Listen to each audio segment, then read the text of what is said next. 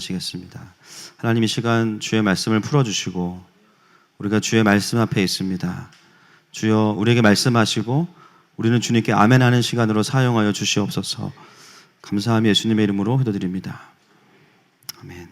이렇게 저도 밑에서 오랜만에 또 같이 이렇게 하니까 되게 아기자기하고 되게 합주하는 것 같아서 너무 기분이 좋더라고요. 그래서 혼자 막 연습하다가 신나가지고 혼자 참 큰 은혜가 있습니다. 할렐루야.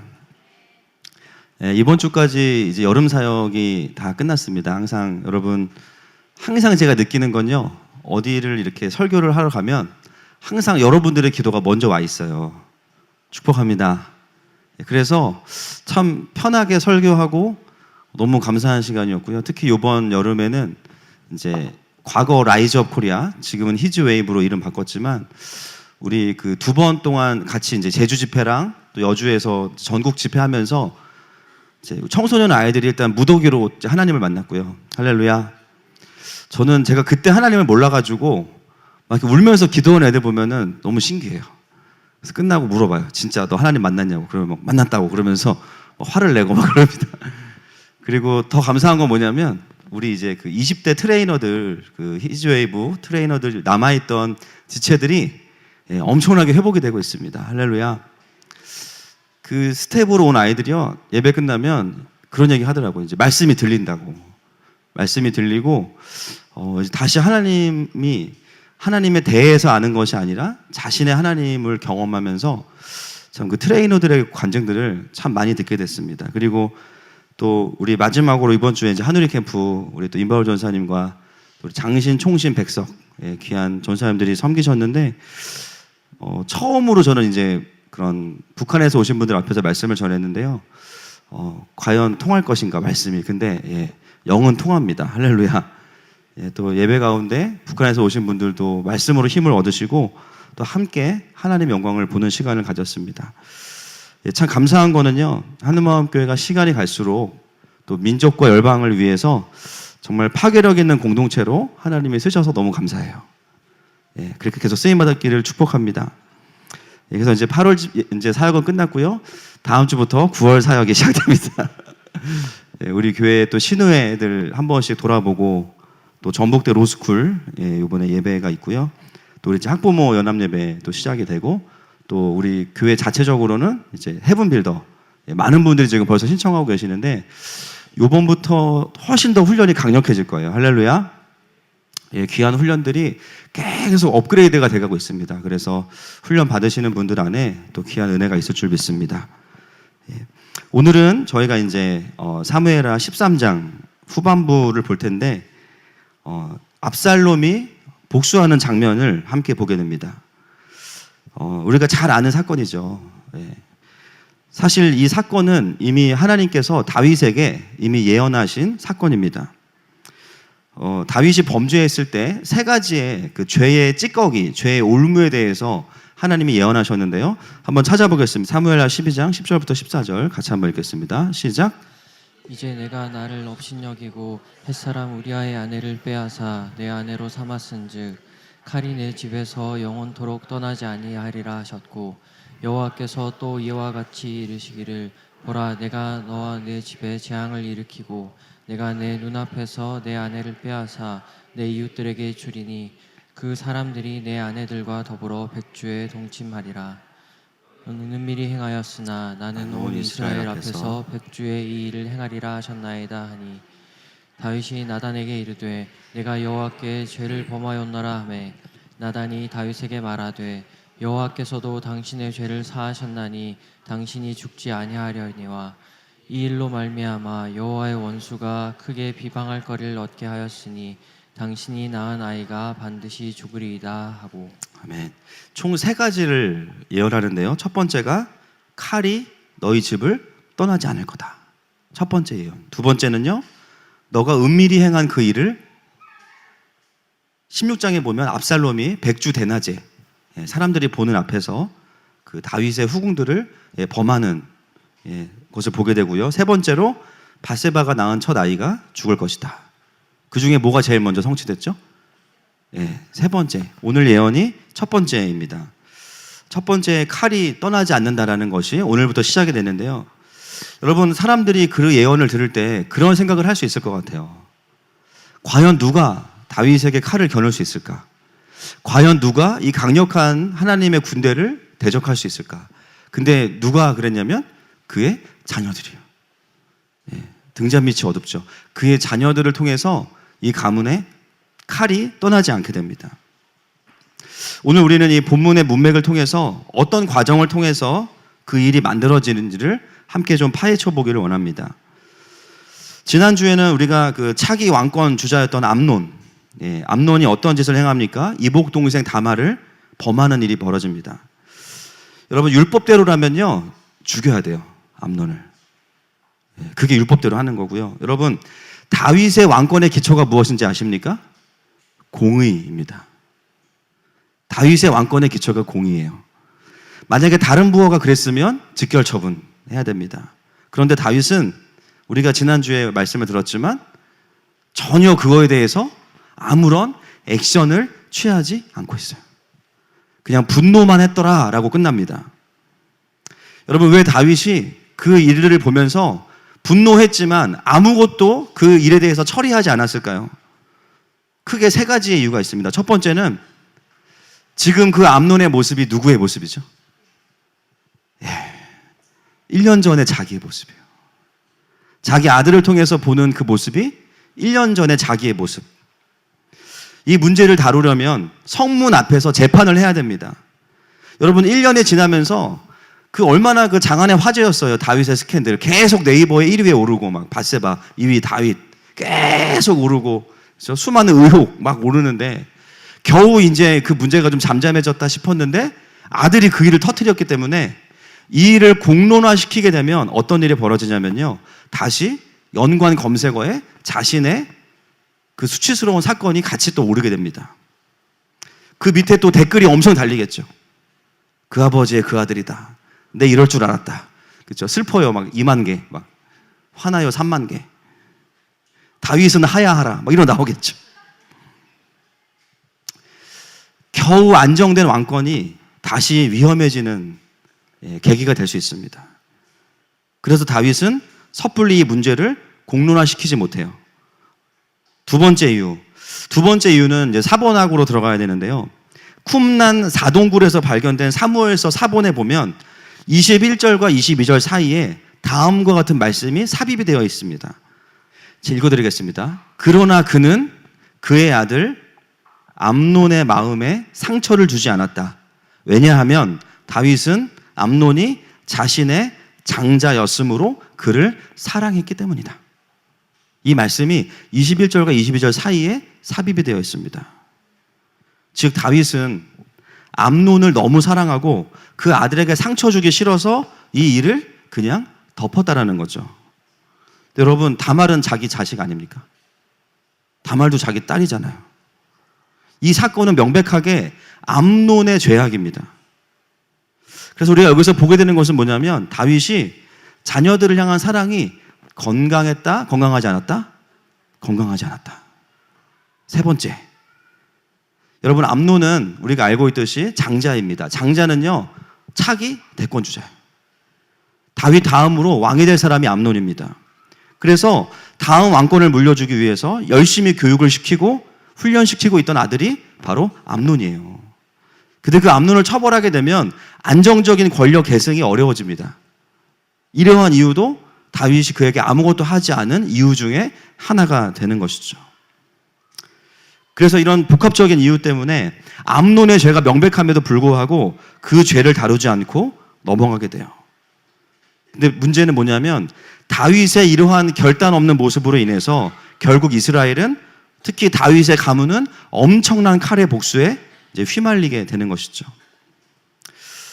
여러분, 우리가 이제 압살롬 그러면 무조건 이름도 뭔가 되게 막 압살롬 그러면 막 압사당할 것 같고 이런 느낌 아니에요, 여러분? 뭔가 나쁜 사람이라고 생각하잖아요. 그런데 여러분, 맥락을 좀 우리가 보시면 압살롬이 왜 이렇게 망가졌는지를 알 수 있습니다. 지난주 본문의 마지막 절 말씀 한번 보겠습니다. 사무엘하 13장 20절부터 22절 말씀. 시작.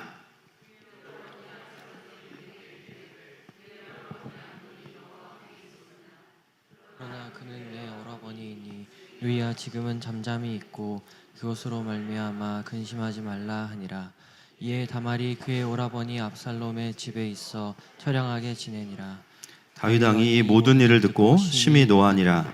압살롬은 암논이 그의 누이 다말을 욕되게 하였으므로 그를 미워하여 암논에 대하여 잘잘못을 압살롬이 말하지 아니하니라.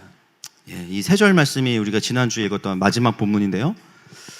여러분, 우리는 다윗이 암논을 감싸고 돌 때 이 압살롬의 마음의 변화를 읽어낼 수 있어야 됩니다.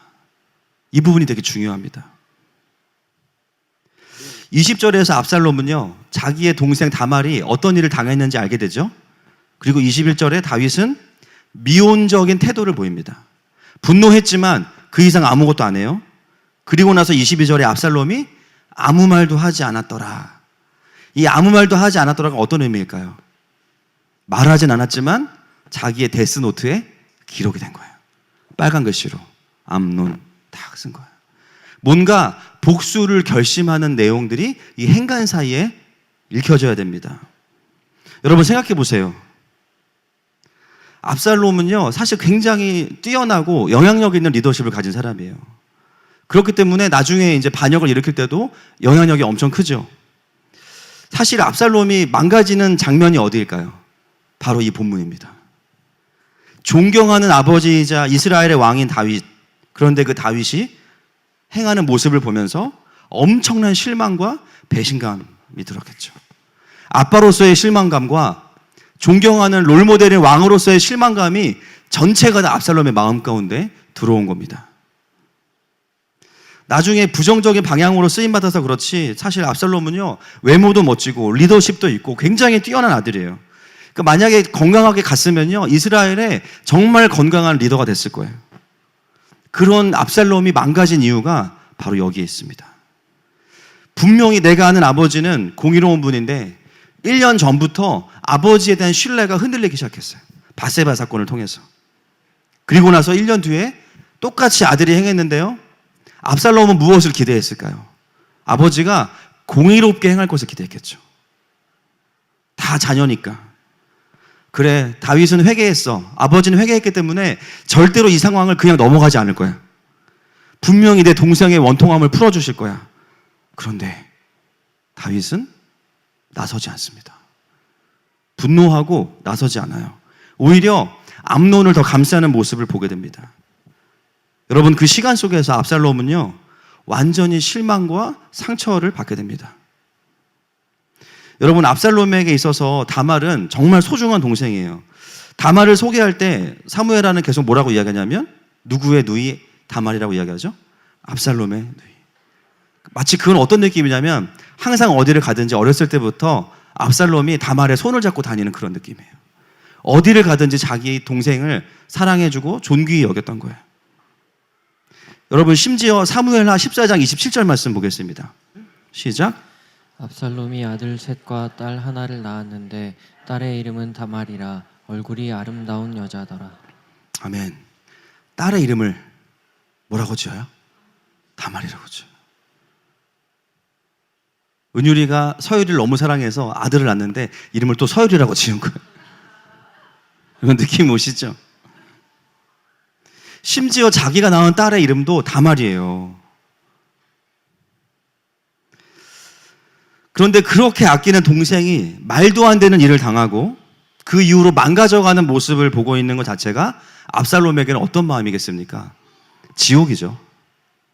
내가 왜 이 동생을 지켜주지 못했을까? 물론 다 다윗의 자녀가 맞지만 이복 동생이거든요. 그 안에서도 그룹이 있다고요. 근데 다말은 친동생이죠. 내가 왜 이 다말을 지켜주지 못했을까? 압살롬의 마음은 엉망진창이었습니다.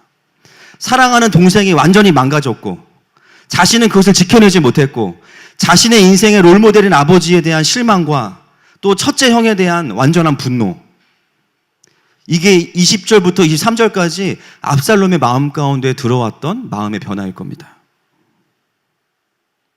그때부터 압살롬의 마음에 칼이 만들어지기 시작한 거죠. 저는 압살롬에 대해서 참 물론 나쁜 짓을 했지만 처음부터 그런 건 아니었어요. 그런 상황과 이유들이 압살롬의 삶 가운데 있었기 때문이에요. 자, 그리고 오늘 본문 23절 말씀 같이 보겠습니다. 23절 시작. 만 2년 후에 에브라임 곁 바알 하솔에서 압살롬이 양털을 깎는 일이 있음에 압살롬이 왕의 모든 아들을 청하고. 그리고 나서 얼마가 지났습니까? 만 2년. 여러분 2년은 짧은 시간이에요, 긴 시간이에요? 긴 시간이에요. 근데 여러분 성경은요, 그 2년 동안의 시간을 다 접어버려요. 그리고요, 이 사건과 2년 후에 압살롬의 복수를 바로 이어진 사건으로 기록하고 있습니다. 여러분, 이 사이에 시간이 없어진 이유가 무엇이겠습니까? 이 두 사건은요, 2년이란 긴 시간이 있었지만 전혀 해결되지 않은 상황에서 바로 연결되어서 일어났다는 거예요. 그 2년 동안 다윗은 어떠한 행동도 여전히 하지 않았고, 압살롬의 마음에 있던 원통함과 분노는 전혀 해결되지 않았고요. 더 문제는 뭐냐면요, 여러분, 분노의 특성이 뭔지 아십니까? 점점 커져요. 죄의 특성, 죄는 계속 커집니다. 해소되지 않으면요, 분노는 계속 커져요. 만 2년이 지났다는 것은 무엇을 의미합니까? 말하지 않고 있었던 압살롬의 마음에 있던 분노가 계속해서 커지고 확장되어지고 계획되어지고 있다는 것입니다. 그리고 이제는 그 때가 찼기 때문에 죄가 행동으로 드러날 때가 됐다는 거죠. 드디어 압살롬이 분노의 칼을 꺼냅니다. 그날은 양털을 깎는 축제 날입니다. 농사로 따지면 추수와 같은 날이에요. 엄청 큰 잔치를 벌이는 날인데요. 이날은 모든 가족과 이웃과 나그네를 데려다가 섬기는 날입니다. 여러분, 압살롬이 머리가 얼마나 좋은가 보세요. 암논을 먼저 초청하지 않고 누구를 먼저 초청해요? 다윗. 다윗을 먼저 초청합니다. 다 계산적이에요. 다윗이 올까요, 안 올까요? 안 와요. 안 와요. 왜냐하면 다윗이 아들이 19명이에요. 그러면 아들마다 양털 깎는다고 오라 그러면 다 갈 수 있겠어요, 왕이? 얼마나 바쁜데 못 가요. 압살롬이 다윗을 초청한 이유는요, 다윗이 오기를 바라는 게 아니에요. 누구를 노린 걸까요? 암논을 오게 하려고 그런 거예요. 당연히 다윗이 못 올 것을 알았기 때문에 그러면 형이라도 오게 해달라고 이야기하면서 26절과 27절 말씀 보겠습니다. 시작. 압살롬이 이르되 그렇게 하지 아니하시려거든 청하건대 내 형 암논이 우리와 함께 가게 하옵소서. 왕이 그에게 이르되 그가 너와 함께 갈 것이 무엇이냐 하되 압살롬이 간청하매 왕이 암논과 왕의 모든 아들을 그와 함께 그에게 보내니라. 네. 아빠가 오지 못한다는 이야기를 확인하고 나서 아버지의 권위를 이용해서 암논을 오게 하는데요, 27절에 보니까 압살롬이 간청하매라는 동사가요, 어떤 동사냐면 압박하다라는 동사예요. 그러니까 좋은 말로 아빠한테 그러면 형이라도 오게 해주세요라고 하는 게 아니라 계속 아빠한테 카톡한다는 거예요. 밤 2시에도 카톡, 새벽 3시에 카톡, 꼭 형 오게 해달라고 계속 전화하고 카톡 보내고 계속 압박을 하는 거죠. 그리고 나서 어쩔 수 없이 암논을 보내게 되었을 때 이제 어떻게 행합니까? 암살 계획을 짰다가 암논을 죽입니다. 그가 술이 취했을 때 자기 부하들에게 죽이도록 다 명령을 해놓습니다. 부하들이 두려울까요, 안 두려울까요? 두려워요. 왜냐하면 암논은 다음 왕이기 때문이에요. 그래서 압살롬이 어떻게 하냐면요, 28절 말씀 보십시오.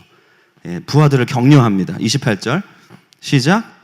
압살롬이 이미 그의 종들에게 명령하여 이르기를 너희는 이제 암논의 마음이 술로 즐거워할 때를 자세히 보다가 내가 너희에게 암논을 치라 하거든 그를 죽이라. 두려워하지 말라. 내가 너희에게 명령한 것이 아니냐. 너희는 담대히 용기를 내라 한지라. 담대히 용기를 내라고 하는 이유, 이유가 있습니다. 다윗이 아들이 몇 명이라고요? 19명. 그 중에서 처음에 낳은 아들이 6명이고요. 나머지 13명은 아직은 어려요. 그러면 왕은 어디서 나올까요? 6명 중에 나오겠죠. 그 6명을 좀 확인해 보겠습니다. 사무엘하 3장 2절부터 5절까지 시작.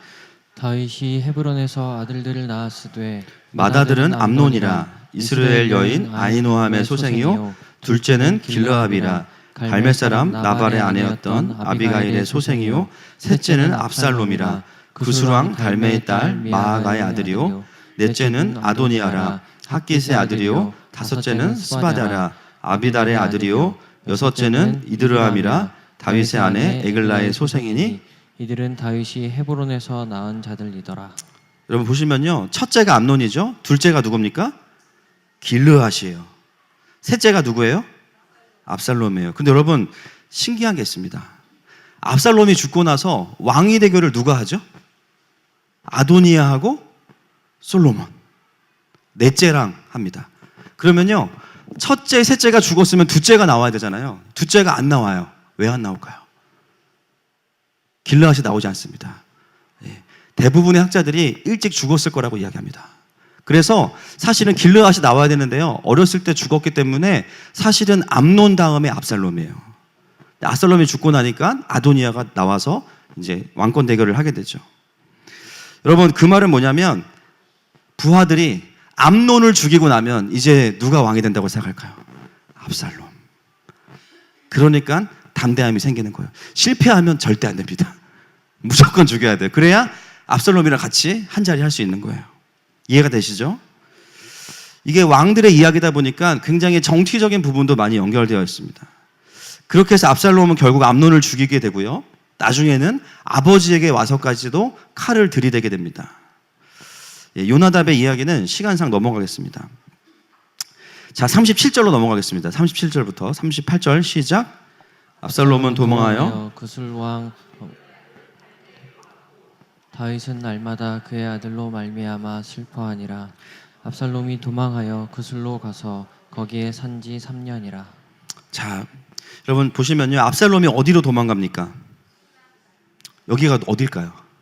아까 우리 읽었는데 외할아버지. 그냥 가까운 데로 도망간 게 아니에요. 아까 우리가 읽었지만 그술왕 달매의 그 가족이 엄마의 가족이에요. 왜 그술로 도망갔을까? 당연히 외갓집이기 때문에, 외할아버지이기 때문에. 물론 도망을 가야 하기 때문이기도 하지만 여러분, 압살롬은요 이미 아버지인 다윗에게 너무나 큰 실망을 해서 다시 자기를 받아줄 수 있는 새로운 아버지가 있는 외할아버지에게 가게 됩니다. 실망한 아버지를 피해서 다른 아버지를 찾아간 압살롬의 모습이 오늘 본문에 보여지고 있습니다. 오늘 본문은 사실 너무 심플하죠. 압살롬이 사고 쳤다 이건데, 그 전문맥과 후문맥을 보면서 우리가 좀 함께 고민해야 될 부분이 있습니다. 여러분, 만약에 다윗이 2년 전에 건강한 모습을 보였다면 어땠을까요? 분노만 하고 아무것도 액션을 취하지 않은 것이 아니라 실제로 그것을 공의롭게 하나님의 법도에 맞추어서 다루었다면, 암논을 죽이진 않았어도 징계를 주고 그에게 마땅히 모든 사람들 앞에서 회개할 기회를 주었다면, 그리고 다말을 위로했다면 압살롬의 마음이 어땠을까요? 우리가 설교 초반에 다루었던 이유들로 인해서 다윗은 건강한 아비와 왕으로서 반응하지 못한 것에 대해서 우리가 좀 함께 적용할 필요가 있습니다. 만약에 다윗이 거기서 자신의 수치를 무릅쓰고 자신의 죄를 다시 한번 인정하고 암논의 죄를 엄중히 다루었다면 분명히 양상은 달라졌을 거예요. 근데 물론 하나님은 아셨죠. 다윗이 그렇게 하지 못할 거라는 걸 아셨던 거죠. 왕으로서의 체면과 편향된 부성애와 그리고 안정적 왕권 계승에 대한 부분 때문에 다윗은 더 큰 대가들을 치르게 됐는데요, 자신의 아들들을 잃어버리게 돼요. 그것도 아들들끼리 서로 죽이게 돼요. 여러분, 우리가 보고 있듯이 다윗이 주로 하나님 앞에서 오를 때가 많지만 다 옳은 것은 아닙니다. 하나님만이 완전히 오르세요. 아멘이십니까? 여러분, 우리가 그것을 겸허하게 인정하게 되면요, 하나님 나라의 리더로서 우리가 겸비해야 되는 능력 중에 하나가 뭐냐면요, 탁월함과 리더십만이 아니에요. 뭐가 필요할까요? 자신의 연약함과 수치를 때로 인정하고 용서를 구할 수 있는 능력이 필요합니다. 회사의 윗사람으로서 아랫사람에게 용서를 구하는 수 있는 능력, 부모로서 자녀에게 용서를 구할 수 있는 능력, 저 역시도 목회자로서 누군가에게 진심으로 용서를 구할 수 있는 능력. 참 쉽지 않죠. 참 쉽지 않습니다. 왜 어려울까요? 내가 있는 자리가, 내가 맡고 있는 직급이 나의 존재라고 생각하기 때문에 내가 뭔가 나보다 아랫사람에게 밉보인다라는 느낌 자체가요, 내 존재를 부정당하는 느낌이 있어요. 그리고 리더의 부족함이 드러나면 리더십이 약화된다고 생각할 수 있습니다. 물론 그런 영향이 없진 않죠. 그러나 중요한 것은 무엇입니까? 부족함이 드러나는 게 핵심이 아니라 리더가 스스로 인정하고 하나님 앞에서 책임지고 함께 그것들을 회복하려는 의지를 보이면 오히려 함께하는 사람들이 그 리더를 더 긍휼히 여기게 돼요. 그런데 그 과정을 두려워하게 되면요, 아무리 위대하고 훌륭한 다윗이어도 이런 모습을 보일 수밖에 없는 거죠. 다 그런 것은 아니지만 때때로 리더들이 피우는 고집이 있습니다. 자기가 실수하고 잘못했는데 인정하지 않아요. 아랫사람들에게 떠넘겨요. 당장은 내 권위로 무마하고 해결이 되는 것 같아도 어떤 열매를 맺게 됩니까? 만 2년 후에. 나의 그 행동으로 인해서 마음의 복수의 칼을 품은 압살롬이 우리의 삶 가운데 등장하게 됩니다.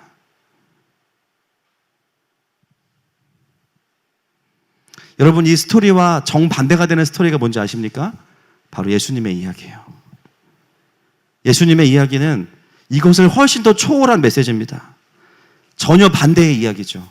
전혀 죄가 없으시고 전혀 우리에게 사과할 이유가 없으신 하나님께서 전적으로 우리들의 죄 때문에 타락했는데요, 그런 우리들을 위해서 이 땅에 내려오셔서 대신 책임을 지셨고 대신 사과하셨고 대신 죽으셨어요. 그것이 복음입니다. 할렐루야. 다윗은 자신의 아들인 암논을 책망하지 못했지만 하나님은 전혀 죄가 없으신 예수님을 대신 죽이셨어요. 그래서 우리가 복음 앞에 서면요, 할 말이 없는 거예요. 우리가 그것을 무엇이라고 부릅니까? 따라하겠습니다. 은혜. 은혜라고 부릅니다. 나는 조금이라도 내 권리가 침범당하거나 자존심에 스크래치를 내면 어떻게든 보복하고 싶어 하고 복수하고 싶어 하죠. 다른 젠틀한 방법으로 갚아주려고 노력하죠. 그런데 복음은 어떤 것입니까? 죄인인 나 하나 살리려고 하나님이 낮아지고 낮아진 이야기를 우리에게 들려주고 있습니다.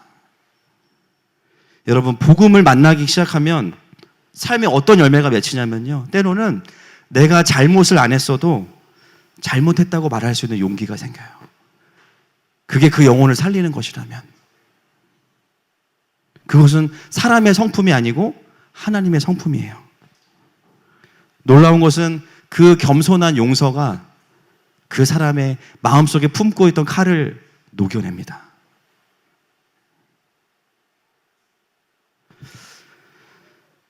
사랑하는 여러분, 내가 지금 누군가에게 혹시 어떤 다윗인가를 한번 돌아볼 수 있으면 좋겠습니다. 나는 가정에서, 직장에서, 교회에서 나에게 맡겨진 자들에게 내가 어떤 다윗으로 살고 있는가? 혹시 나를 통해서 분노와 복수의 칼을 갈고 있는 압살롬이 계속 키워지고 있지는 않은가? 우리 회사에 우리 책임자분들은 회사에 가시면 부하 직원들 모셔다가 물어보세요. 가슴에 뭐 있냐? 칼이 있다 그러면 용서를 구하십시오. 가정에서 부모로서 자녀들을 훈육해서 가르치고 분명히 우리가 바꾸어줘야 되는 부분이 있습니다. 그런데 때로는요, 자녀 앞에서 용서를 구해야 될 때도 있어요. 부모로서의 연약함도 인정해야 될 때가 있습니다.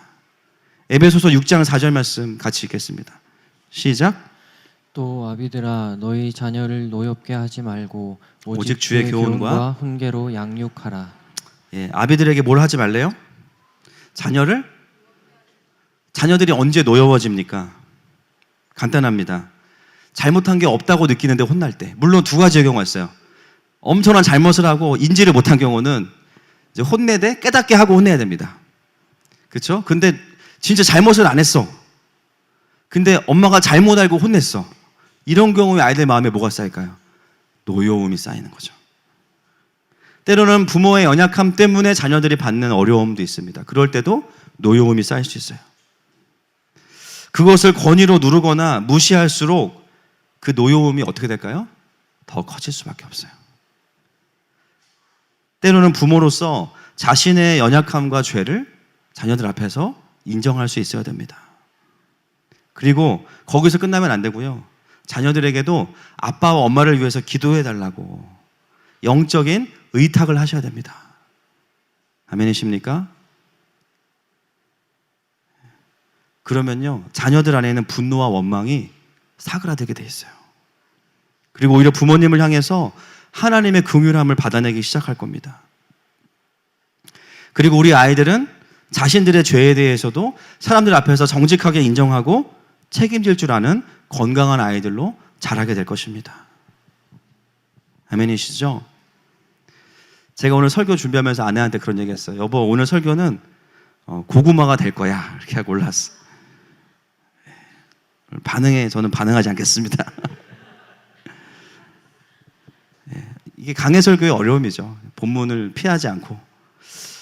여러분, 이 원리를 우리가 교회에도 적용해 본다면요, 교회에서도 직분을 맡거나 영혼을 맡은 목장 리더분들에게도 적용이 돼요. 때로는 목장 리더로서 목장 식구들에게 용서를 구할 일이 있다면 용서를 구하십시오. 때로는 교육부서 전도사님들도 아이들이나 교사들에게 용서를 구할 일이 있다면 구하세요. 내가 맡은 어린 영혼들에게도 용서를 구할 일이 있다면, 연약함을 인정할 것이 있다면 그것을 인정하십시오. 저 또한 그래야겠죠. 그것을 인정한다고 해서 권위가 무너지는 것이 아니라, 오히려 권위는요, 주장될 때 세워지는 것이 아니라 그 사람 안에 계신 하나님으로부터 뿜어져 나오는 것입니다. 아, 하나님께서 이 사람을 쓰시는구나 라고 느낄 때 영적인 권위가 느껴지는 거죠. 그 사람이 가지고 있는 은사나 탁월함 때문에 그 사람을 존경하는 게 아니에요. 그건 세상의 원리죠. 언제 영적인 권위가 생깁니까? 저 사람 보면 쓰임받을 만한 구석이 안 보임에도 불구하고 하나님이 쓰시네. 와, 저 사람을 통해서 들려지는 하나님의 마음이 있네. 그러면 그 사람에 대한 권위가 생기는 거예요.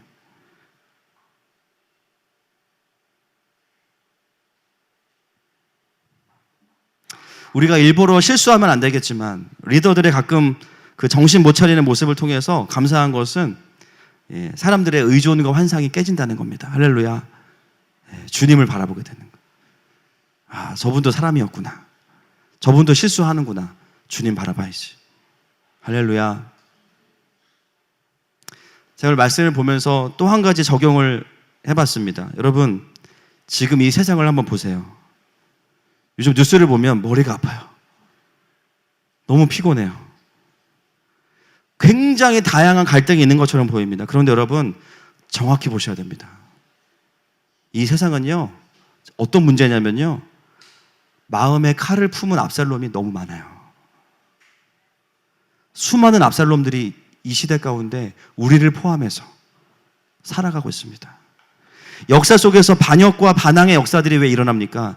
그냥 뭐 반대를 위한 반대가 아니라 다양한 이유들이 있지만 가장 많은 경우가 뭐냐면, 권위자나 리더들에게 받은 상처와 억울함으로 인해서 회복되지 못한 압살롬들이 그런 일들을 일으킬 때가 있습니다.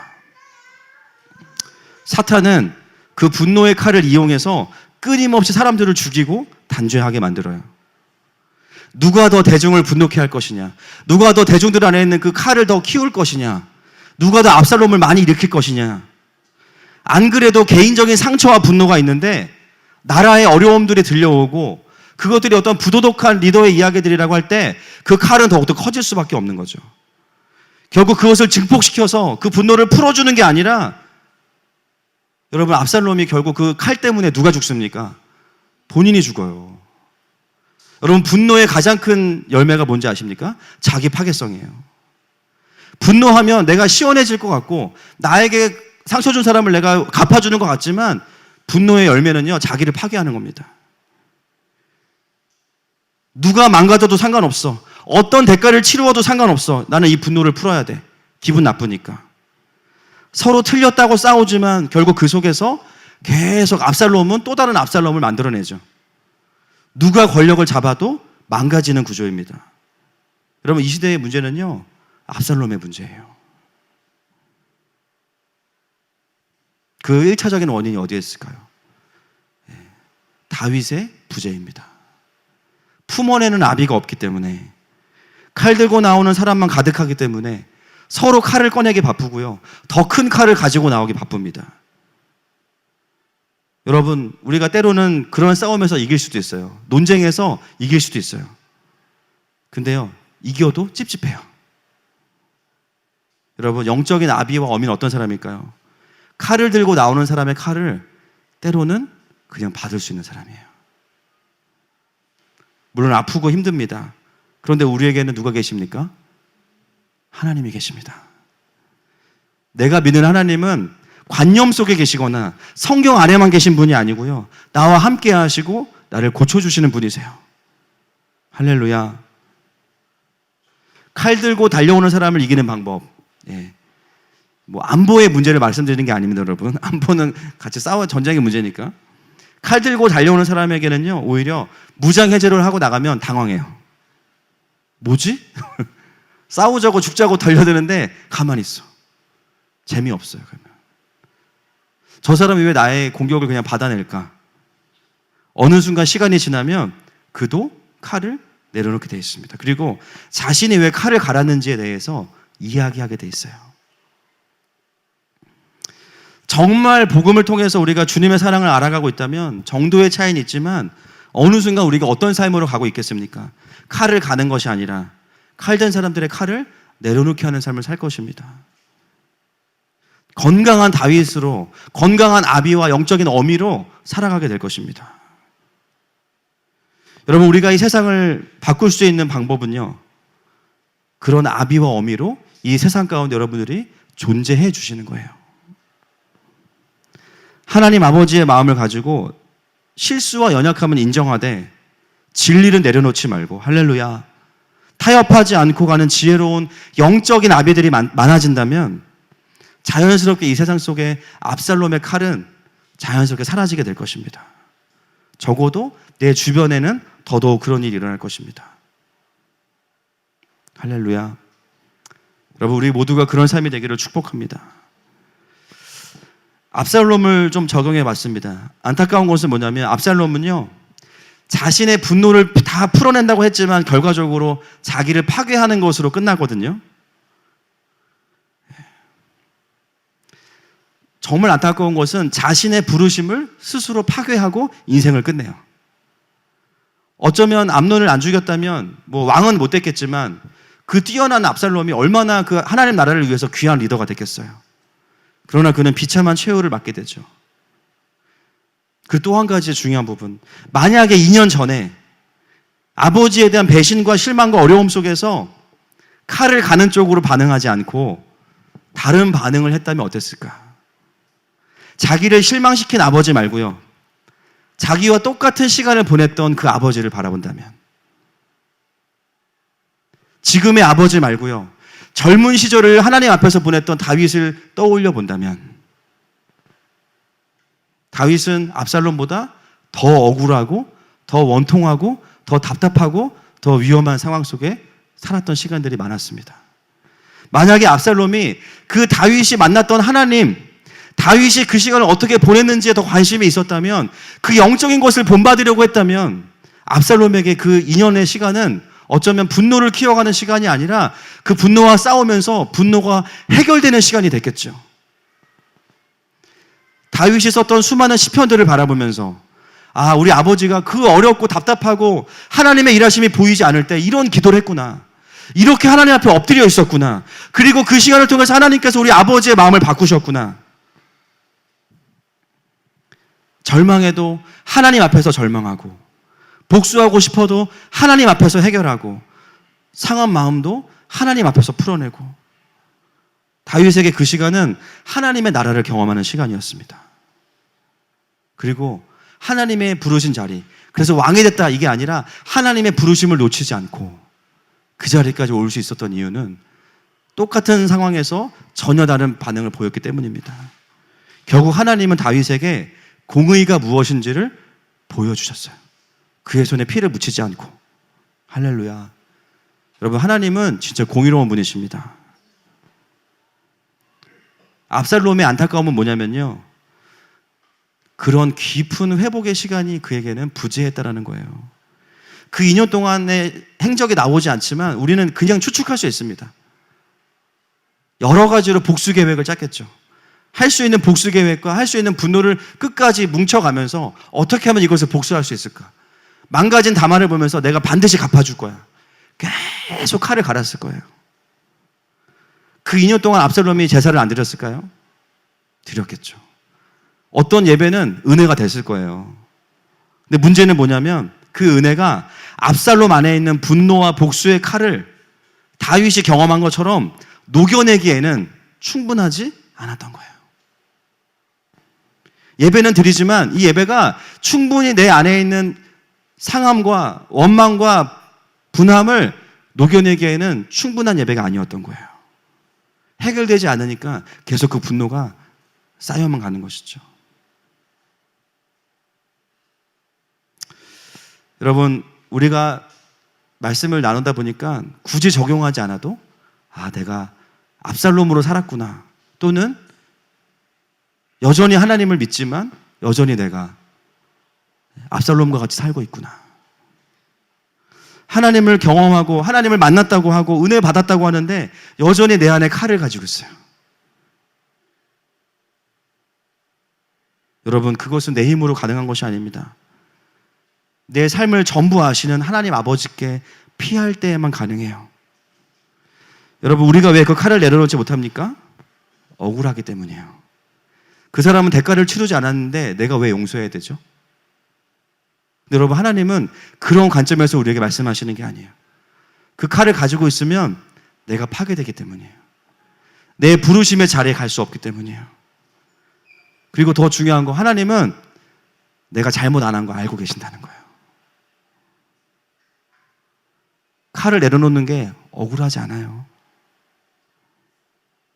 압살롬의 비극은 뭐냐면요, 상황적인 비극만이 아니라 그가 하나님께 피할 줄 몰랐던 것이 그의 인생의 가장 큰 비극이었습니다. 결국 그는 자신의 부르심의 자리 또한 놓치게 돼요. 왕이 되고 안 되고의 문제가 아니라 하나님이 그의 인생을 향하여서 기대하시는 바들을 놓치게 되는 거죠. 여러분, 하나님의 백성은 어떤 사람일까요? 상처받고 복수하는 인생이 아니라 하나님의 임재와 사랑으로 복수의 칼을 녹여내는 사람들인 줄로 믿습니다. 그리고 하나님의 공의와 판단으로 자신의 부르심을 이어가는 자들이 하나님의 자녀들이에요. 그래서 압살롬의 어려움은요, 그 2년 동안 깊은 하나님의 임재 안에서 자신의 내면 가운데 진짜 반전을 경험해보지 못하고 쌓여온 것이 압살롬의 가장 큰 어려움이었어요. 사랑하는 여러분, 쉽지 않죠. 벌써 곳곳에서 지금 탄식과 한숨과 지금 이미 칼 내려놓는 소리가 막 들리고 있습니다. 오늘은 내려놓지만 내일은 모르겠다, 막 이런 마음도 있고.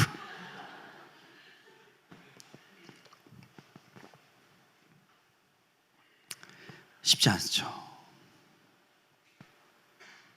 그럼에도 불구하고 우리의 부르심은 보복하는 삶이 아니라 축복하는 삶입니다. 우리는 분노를 따라가는 자들이 아니라 부르심을 따라가는 자들입니다. 일방적으로 참으라는 것이 아니에요. 하나님 때문에 진짜 괜찮아지는 일들이 있어야 돼요. 그리고 그 칼의 자리는 칼의 자리가 아니고 긍휼함의 자리입니다. 요즘 저도 막 뉴스를 보다 보면 어느 순간 압살롬이 돼가고 있습니다. 그러다가 또 깨닫습니다. 정신 차려야지, 낚이지 말아야지, 그러면서 또 기도하게 되고. 정말 많은 분들이 보복의 칼을 가지고 다녀요. 개인적인 삶에서, 또 어떤 국가적인 각자의 어떤 정치적인 이유 때문에 한 놈만 걸려라, 살기가 충만한 채로 막 돌아다니는 많은 압살롬들을 보게 됩니다. 여러분, 그것은 하나님께서 하나님의 자녀들에게 보기 원하시는 모습은 아니에요.